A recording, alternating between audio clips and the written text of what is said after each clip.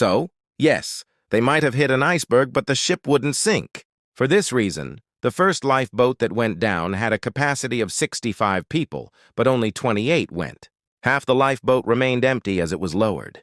With the passage of time, compartments began to be filled with water, one after the other. The ship began to tilt. Gradually, the passengers realized that the ship could indeed sink.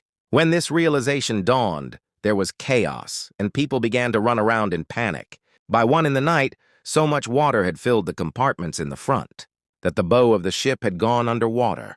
Due to this, the rear part of Titanic surfaced out of the water. The propellers at the back surfaced out of the water. When the ship tilted to this degree, pandemonium reigned. People began to fight with one another for a seat in the lifeboat.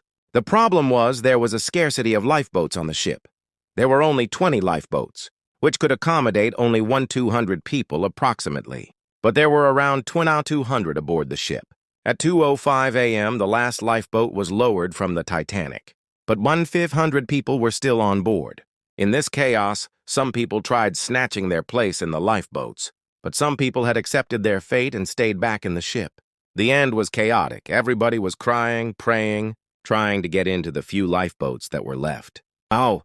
It was, pretty sad at the end. As per eyewitnesses, the ship broke into 2 halves at around 2:20, and then slowly began to sink. It did not take even 3 hours for the unsinkable ship to sink.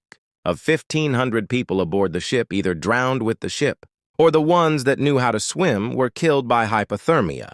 The temperature of the water was 2 degrees Celsius. If you fall into the water at this temperature, you'd die within minutes due to hypothermia. It is said that the captain of Titanic, Edward Smith, stayed at the wheel until the end and drowned with the ship.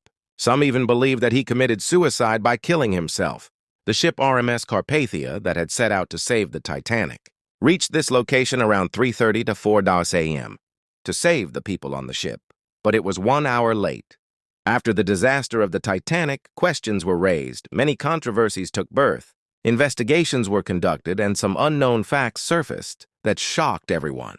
How would it feel if I say that there was another ship 37 kilometers away from Titanic that night, which could make it in time to save the passengers of the Titanic? It is true, the ship was SS Californian. 1 hour before the Titanic hit the iceberg, the last iceberg warning was issued by SS Californian.